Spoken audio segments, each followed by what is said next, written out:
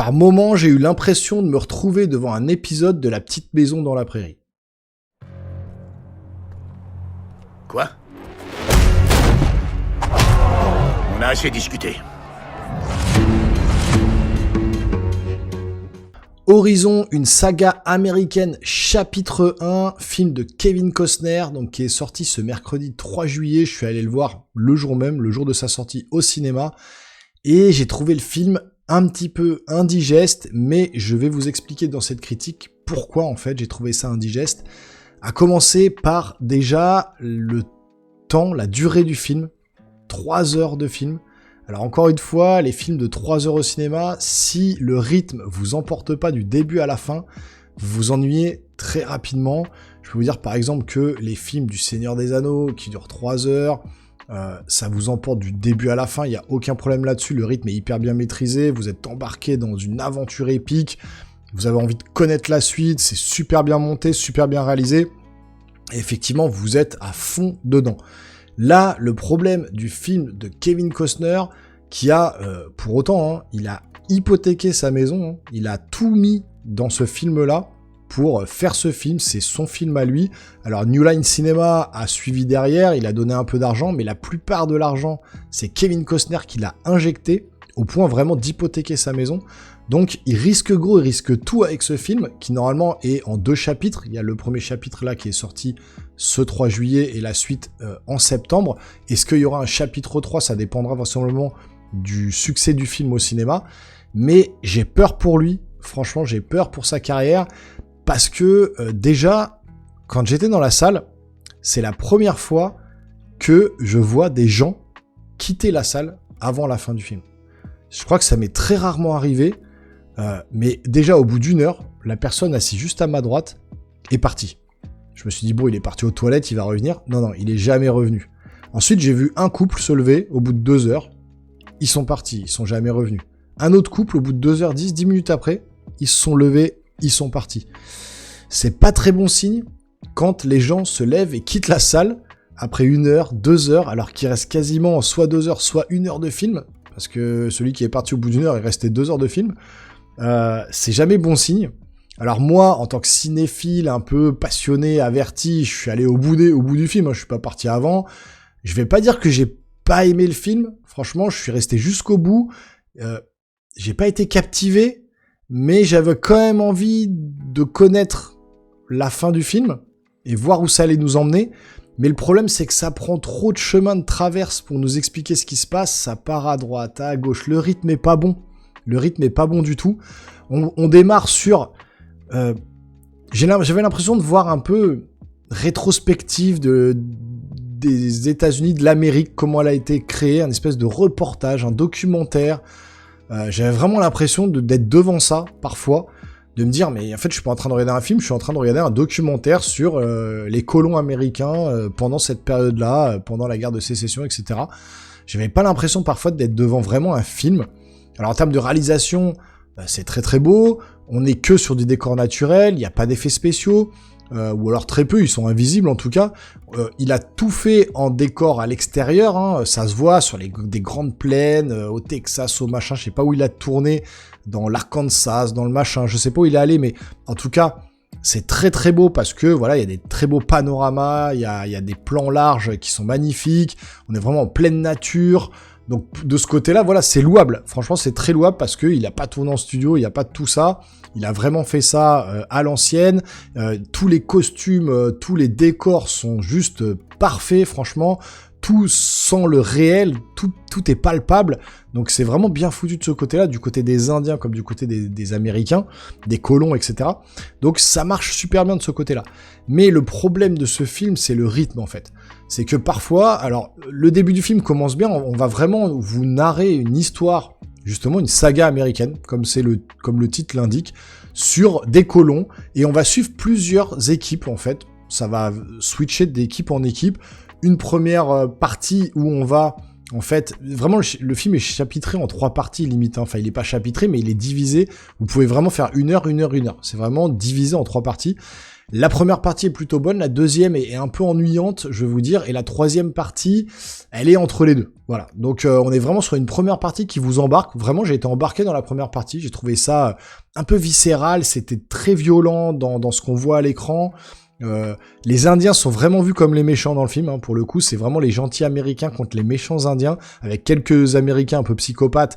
Mais la plupart du temps, on vous montre les Indiens comme des barbares, donc on n'est pas vraiment sur le côté un peu équilibré, genre les Américains ont quand même envahi le pays des Indiens, les terres des Indiens, et on les fait passer pour vraiment des gros salopards, les Indiens.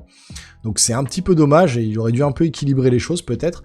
Mais en tout cas, les Indiens sont très violents, ils tuent les femmes, les enfants. Ils attaquent une première ville, en fait, justement, la ville d'Horizon. Hein, c'est ça qu'ils veulent, d'où vient le titre du film, en fait. C'est cette espèce de région qu'ils veulent construire pour vraiment gonfler la ville et faire venir la plupart des Américains ici pour se développer de plus en plus. D'ailleurs, cette affiche de Horizon, hein, qui apparaît un peu partout dans le film, pour ramener le maximum de colons voilà, à l'endroit indiqué, bah c'est là que les Indiens vont attaquer systématiquement parce qu'ils veulent pas voir les Américains justement construire cette ville. Et donc, ils vont, dès le début du film, attaquer le village qui est en construction, la ville en construction. Ils vont tuer femmes, enfants, il y a quelques personnes qui vont s'en sortir. Et là, c'est vraiment poignant, on est vraiment pris dans... C'est haletant, on est vraiment pris dans le truc. Et ça vous embarque plutôt pas mal, vous êtes là, bon ouais, ça va être cool. Et puis très vite, la deuxième partie démarre. Là, Kevin Costner arrive au bout plus d'une heure de film. Donc il va arriver, on va suivre Kevin Costner.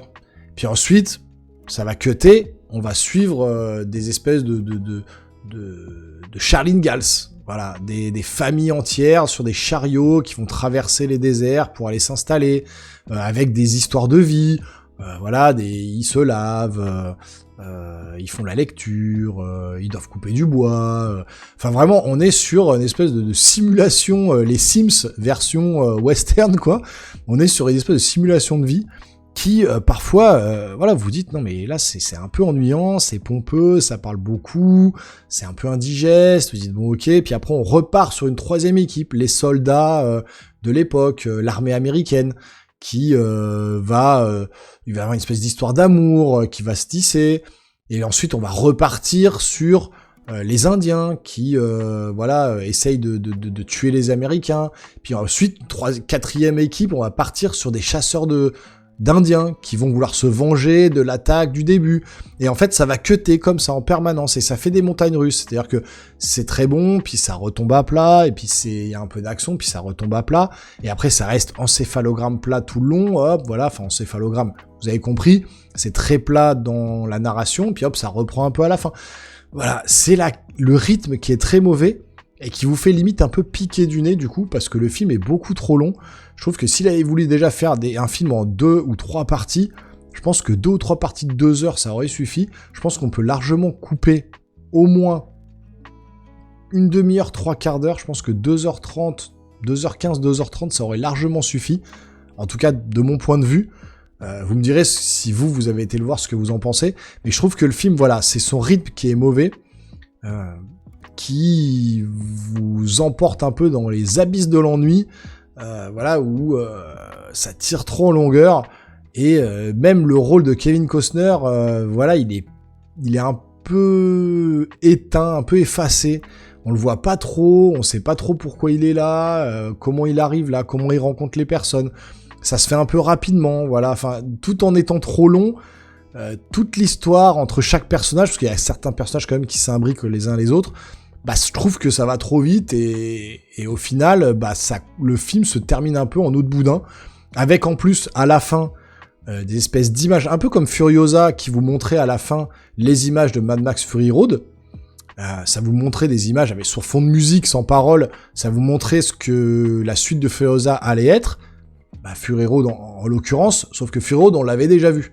Là, eh ben, ils font pareil que Fury Road, c'est-à-dire qu'ils vous mettent des images comme ça, comme une bande-annonce du deuxième film qui va sortir en septembre, mais du coup, ça vous spoil quasiment tout, quoi. Ça vous spoil un petit peu l'avenir de certains personnages que vous avez vus à l'écran, quelques-uns qui vous ont intéressé, vous allez dire « Ah, j'aimerais bien savoir ce qui va lui arriver », bah là, on le voit dans la suite, dans la pseudo-bande-annonce qui fait office de fin de film du premier chapitre.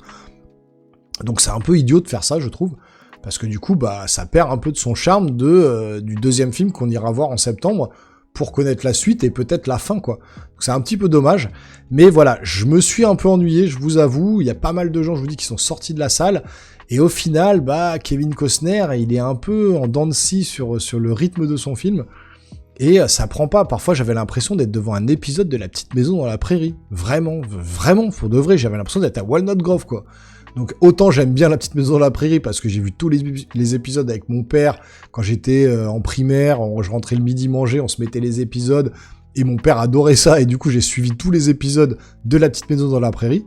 Mais là parfois, autant dans les scènes d'action et tout qui sont plutôt réalistes, bien faites, pas du tout, mais dans les moments de vie qu'on voit dans cette saga américaine, eh ben j'avais l'impression d'être devant La Petite Maison dans la Prairie avec Charlie Ingalls, quoi. Donc vraiment, ça m'a un petit peu dérangé, quoi. Donc bon, est-ce qu'il aurait mieux peut-être pas fallu faire une série de tout ça plutôt que 2 ou 3 films de 3 heures, je sais pas. Bon, j'irai quand même voir la suite en septembre pour voir un peu ce que ça donne. Mais là, en l'état où est fait ce premier chapitre, j'ai pas l'impression que Kevin Costner va s'y retrouver avec l'hypothèque de sa maison et tout. Je lui souhaite vraiment qu'au moins il récupère l'argent qu'il a injecté dans le film. Parce que sinon il risque de perdre pas mal quand même. Ça serait dommage. Donc bon, allez voir quand même le film au cinéma, ne serait-ce que pour Kevin Costner, pour pas qu'il perde sa maison. Et puis ensuite, revenez dans les commentaires me dire ce que vous en avez pensé pour la machine YouTube. C'est important, le référencement de la vidéo. Cet espace est fait pour vous, donc n'hésitez pas, blindez de commentaires. J'attends vos retours. Je vous lis tous, je réponds à tout le monde. Et j'aime bien débattre et échanger avec vous. Donc n'hésitez pas. Si vous voulez me soutenir, vous pouvez également vous abonner à la chaîne, activer la petite cloche pour pas manquer les futures vidéos et lâcher un gros pouce en l'air. Il y a énormément de vidéos déjà dans le catalogue, hein. La chaîne, elle existe depuis très peu de temps, mais j'ai fait beaucoup de vidéos. Donc n'hésitez pas, il y a certaines choses qui vont vous plaire. S'il y en a peut-être qui vous plaisent pas, il y en a certaines sûrement qui vont vous accrocher un petit peu plus. Donc n'hésitez pas à aller voir. Et nous les geeks, on se revoit très rapidement sur une prochaine vidéo. Portez-vous bien surtout. Ciao, ciao.